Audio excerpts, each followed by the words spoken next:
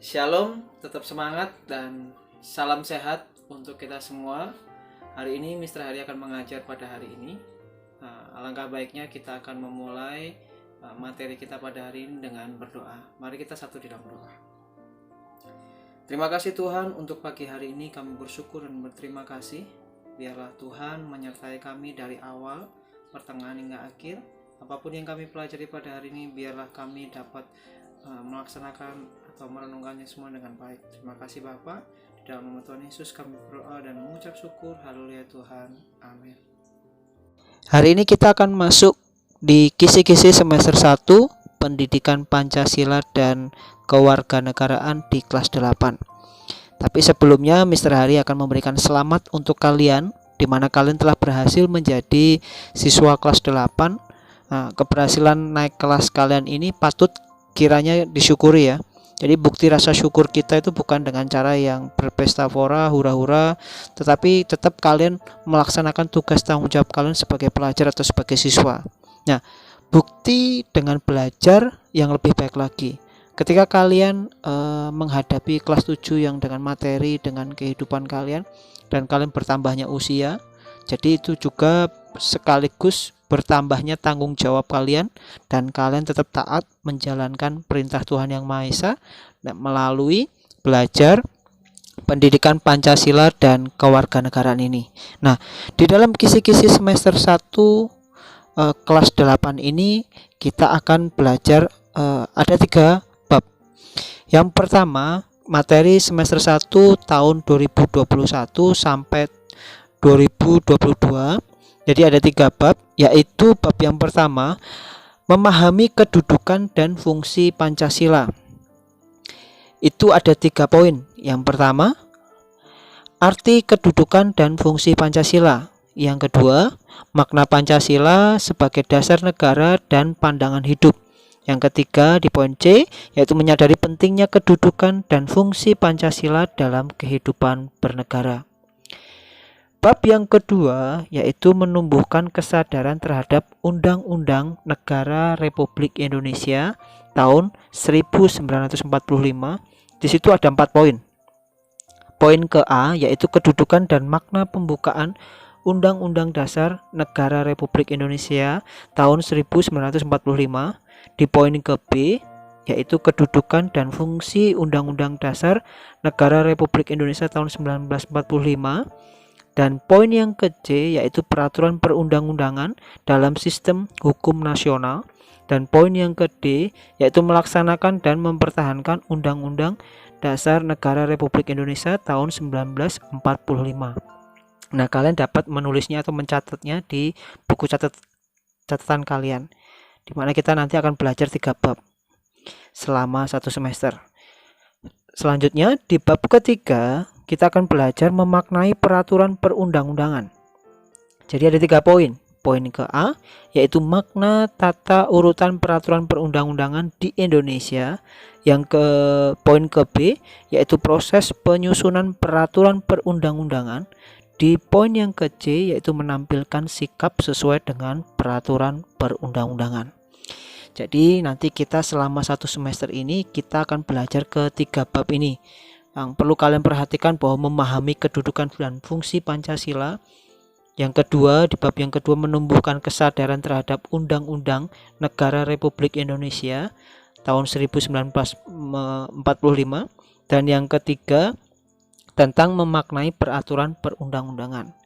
Kalau kemarin di kelas 7 kalian hanya berbicara tentang Pancasila, lambang negara, tentang simbol-simbol tentang yang ada di Indonesia. Tetapi lebih lagi kita akan belajar di kelas 8 ini lebih naik tingkat lagi, di mana kita belajar bahwa memahami kedudukannya fungsi Pancasila. Dan selanjutnya lagi, kalau kemarin kita cuma sekedar tahu tentang undang-undangnya, pasal-pasalnya dan lain sebagainya, di kelas 8 kita belajar lebih lagi di bab kedua ini tentang menumbuhkan kesadaran terhadap Undang-Undang Dasar itu. Dan yang ketiga di mana kita memaknai atau mengaplikasikan di dalam kehidupan kita tentang peraturan perundang-undangan. Nah, untuk diperhatikan bahwa di dalam mapel pendidikan Pancasila dan kewarganegaraan ini yang perlu diperhatikan bahwa ada nilai KKM di kelas 8. Jadi KKM ini kriteria ketuntasan materi. Nah, untuk diperhatikan ya, kalau rapotan kalian atau nilai kalian kemarin itu pada waktu kelas 7 itu 0 sampai 69 itu D. Nah, sekarang berbeda, ada naik tingkat lagi di mana kalian sudah kelas 8, berarti nilainya juga naik. Standar nilainya itu, standar kriteria ketuntasan materi itu naik lagi. Nah, ini untuk diperhatikan. Di dalam nilai KKM kelas 8 ini hanya 2, yaitu pengetahuan dan keterampilan. Nah, untuk nilai itu 0 sampai 72 itu sama dengan D.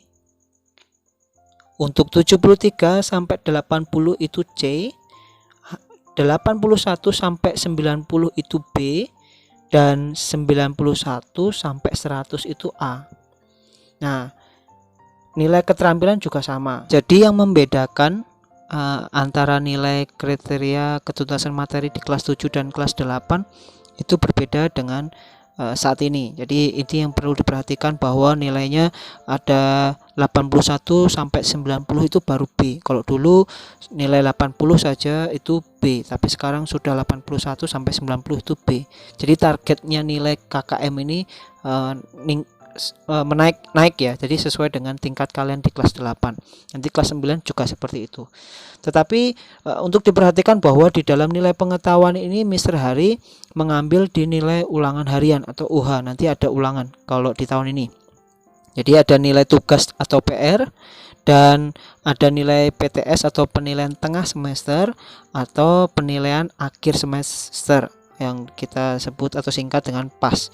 Nah, di keempat ini nanti dibagi, baru akan muncul nilai pengetahuan. Apakah nyampe di 81 sampai 90 atau di bawahnya itu, atau mungkin naik. Nah, ini yang Mister perhatikan, bahwa kalian harus lebih lagi meningkatkan tingkat belajar kalian. Kalau kemarin kelas 7 kalian mungkin sedikit males karena masih baru ya, masa-masa pandemi seperti itu. Nah, sekarang mulai tingkatkan lagi. Jangan sampai kalian rugi, kalian naik kelas tanpa harus mendapatkan sesuatu yang tidak kalian dapatkan.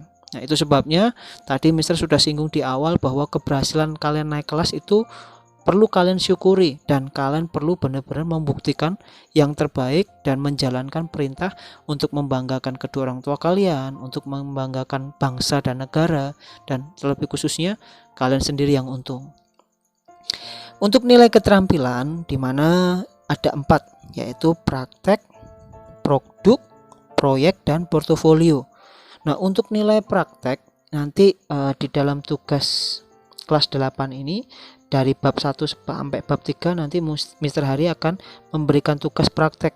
Mungkin di bab 1, bab 2 atau bab 3. Nilai praktek ini misalnya apa yang kalian dapat lakukan, yang kalian bisa praktekkan. Nah, jadi misalnya contohnya menerapkan tadi tentang perundang-undangan, peraturan perundang-undangan. Contohnya seperti apa nanti biasanya ada singkat video tentang praktek di mana kalian melakukan peraturan itu.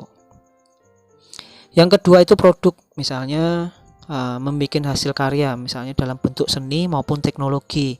Misalnya kalian membuat dalam bentuk Garuda Pancasila, misalnya dengan bentuk seni gambar kalian, atau mungkin yang lain dan sebagainya. Tergantung nanti tugasnya dari bab 1 sampai di bab 3.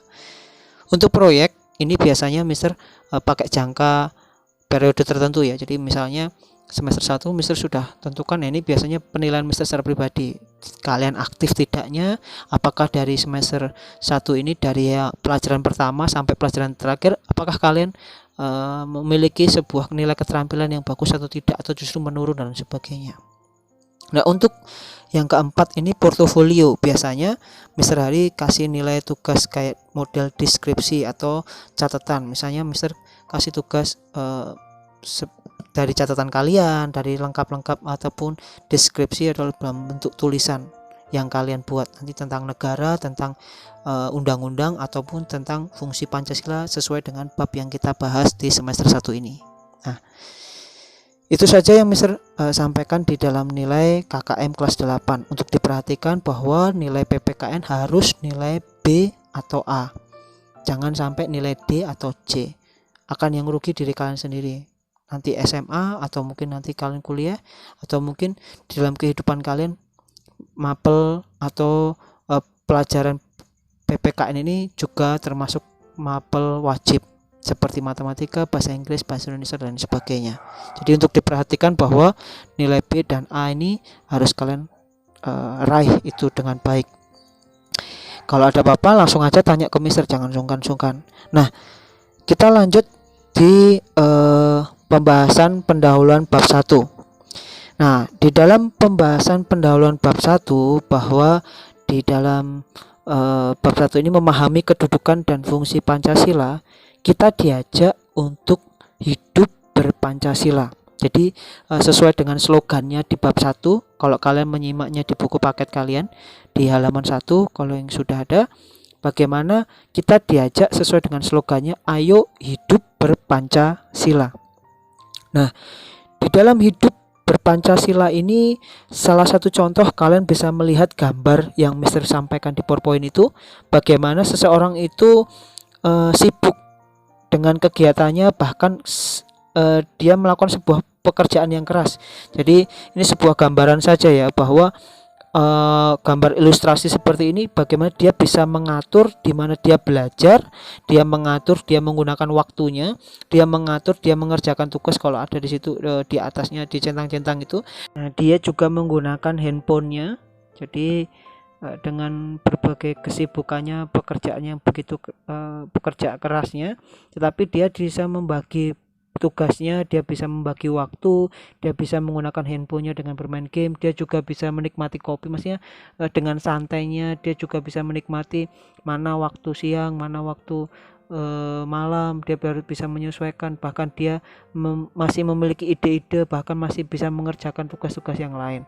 Nah, gambar seperti ini bagaimana menunjukkan suatu pekerjaan keras, pekerja keras, di mana untuk masa depan bangsa merupakan salah satu bentuk hidup berpancasila. Jadi suatu sikap bekerja keras ini adalah wujud untuk meraih masa depan bangsa, di mana adalah salah satu bentuk hidup berpancasila. Untuk lebih lagi, di mana kita menjalankan perintah Tuhan Yang Maha Esa itu merupakan salah satu bentuk menghargai dan mengamalkan Pancasila, yaitu sila pertama. Jadi menjalankan perintah Tuhan Yang Maha Esa baik dalam kehidupan kita sehari-hari, baik kita berdoa, orang bilang katakan berdoa dan bekerja. Jadi nggak cuma berdoa saja, tapi juga bekerja. Jangan harap nilai yang bagus tetapi kalian tidak mau belajar, itu omong kosong. Tapi bagaimana dia menjalankan nilai Pancasila, yaitu sila pertama, yaitu menjalankan perintah Tuhan Yang Maha Esa dengan hidup benar, hidup taat dan lain sebagainya, bagian di mana dia menghargai dan mengamalkan Pancasila, yaitu sila pertama. Nah, di dalam kehidupan bermasyarakat kita tahu bahwa di dalam kehidupan bermasyarakat dan bernegara ini banyak sekali nilai-nilai Pancasila yang dapat diamalkan. Jadi dalam segi apapun dapat sekali kita mengamalkan atau melaksanakan nilai-nilai Pancasila. Nah, dalam belajar bab ini kita akan mempelajari nilai-nilai Pancasila sebagai dasar dan pandangan hidup bangsa, dan bagaimana kita melaksanakan nilai-nilai Pancasila di lingkungan keluarga, lingkungan sekolah, lingkungan masyarakat, bahkan di bangsa dan bernegara. Jadi yang perlu kita pelajari pada bab ini, di bab 1 ini kita akan memiliki suatu pandangan nilai-nilai Pancasila ini sebagai dasar negara dan pandangan hidup berbangsa dan bernegara, dan bagaimana kita melaksanakan nilai-nilai Pancasila itu di lingkungan keluarga kita, di sekolah, di masyarakat, bangsa dan negara. Salah satu contohnya di gambar sebelah kanan. Di situ jelas katakan bahwa dia serius belajar. Walaupun masa pandemi seperti ini, belajar online, dia tidak pernah jemu-jemu untuk senantiasa belajar. Kelihatannya membosankan, tapi dia senantiasa membuktikan bahwa dia harus belajar, dia juga tidak boleh ketinggalan pelajaran dan sebagainya. Mister berharap bahwa kalian di masa pandemi seperti ini tetap terus menjalankan protokol kesehatan, bahkan di dalam kehidupan kita tetap menjalankan sebagai siswa yang benar, siswa yang taat, bagaimana dia dapat mensyukuri kalau dia sudah naik kelas, itu tandanya Tuhan sudah tolong dan dia sudah harusnya melaksanakan hidupnya lebih baik. Nah, hari ini kita tadi sudah menyelesaikan materi kita pada hari ini. Tadi kita mengawalinya juga dengan berdoa dan kita akhiri juga dengan berdoa. Mari kita satu di dalam doa. Terima kasih Tuhan untuk hari ini. Kami bersyukur buat setiap materi yang kami pelajari pada hari ini. Tuhan berikan kami kekuatan, hikmat-Mu lebih lagi. Apapun yang kami pelajari, biarlah itu bisa membuahkan hasil Tuhan. Terima kasih. Dalam nama Tuhan Yesus kami berdoa dan mengucap syukur. Haleluya Tuhan. Amin. Oke, tetap semangat, tetap jaga kesehatan. See you next time. God bless you all.